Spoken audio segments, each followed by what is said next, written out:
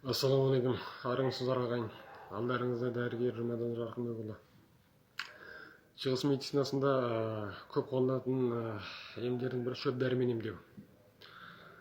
Сонымен бүгін иншалла сол шөп дәрілерден көп қолданылатын түрі мия шөбі туралы әрі оның емдік қасиеті туралы айта кетпекпіз. Мия енді көп кездесетін шөп дәрілердің бір түрі. Көбінесе күздің соңында, қыстың басында қазып алынғаннан кейін тамырмен қосылып тамырындағы ұсақ бұзақылар тазаланып, кептіріліп, содан кептірілген түрін істетеді. Бұл шике түрінде пайдалануға болады. Сонымен қатар тағы бір түрінде жаңағы кептірілген мияны әуелі күреге жаңағы бал салып, соны қайнатқаннан кейін, біраз балда қуырып қайнатқаннан кейін үстіне мияны жаңағы жапырақтап турап салып, соны екеуін бірге араластырып қуырып, сол жаңағы бал мияға сіңеді. Соны алғаннан кейін духовкаға салып 60 градуста тағы қақтап, соны көлеңкеде кептіріп, балзамдалған мия түрінде пайдаланады. Екінші түрі. Енді бұл мияны мысалға әдетте мияның емдік қасиеттерін айтатын болсақ, ол мия жаңағы уытты қайтару, ыстықты тарату, жөтелді тиіп, қақырықты жібіту, ас қорытуды күшейтіп, демді толықтау сияқты емдік қасиеттері бар. Енді бұны пайдаланғанда мысалға ішуге де болады, сырттан пайдалануға болады. Мысалға жаңағы ас қорытуды күшейтіп, демді толтыруға пайдаланғанда көбінесе даршын, бәлшу сияқты шөптерді қосып бірге пайдаланады. Оған жаңағы базамданған мия пайдаланады ол түріне.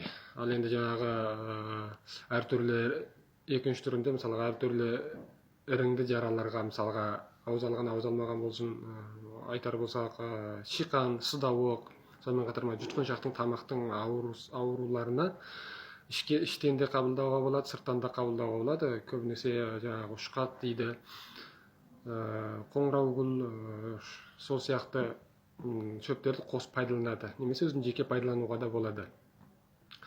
Сонымен қатар жаңағы үшінші түрінде асқазанның ауруы, іштің ауруы, одан кейін жаңағы балтырдың бұлшық еттерінің тартылуына да емдік қасиеті бар. Оған көбінесе шұғынықты қосып пайдаланады. Басқа да мияның тағы жаңағы аздап дәретті айдау, кіші дәретті айдау қасиеті де бар. Одан кейін асқазан жараларында да мияның өзіндік белгілі дәрежеде емдік қасиеті бар.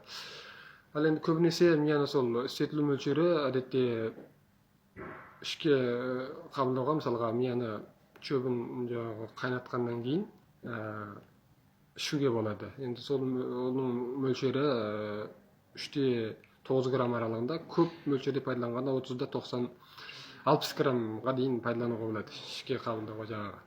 Ал енді сыртқа пайдалануға лайықты мөлшерде алғаннан кейін жуып тазалап шөпті, жаңағы жапырақтап туралған болсын, басқа түріндегі болсын, жуып тазалағаннан кейін ұнтақтап, жаңағы шоңлық сияқты шөптерді араластырып, сол сырттағы жараға пайдалануға болады.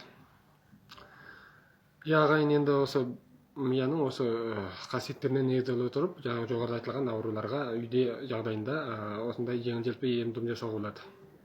Алдағы уақытта тағы да басқа да көп кездесетін қолданылатын шөптердің емдік қасиеті туралы тоқталатын боламыз иншалла. Егер де видеомыз ұнаған болса, лайк басыңыз, сонымен қатар көпшілікпен бөлісуді ұмытпаңыз. Әрі каналымыздың төмен жағындағы қоңырау нышаны басып, каналымызға тіркеліңіз. Әрі қандай да бір сұрақтарыңыз болса, шөптерге байланысты, немесе басқа да медициналық ауруларға байланысты сұрақтарыңыз болса, пікірлеріңіз болса, комментарий жазыңыздар, пікір қалдырыңыздар. Біз дер кезінде нақтылы дұрыс жауап беруге тырысамыз иншалла. Ағайын, ауырмаңыз. Келесі эфирде кездескенше күн жақсы болғай.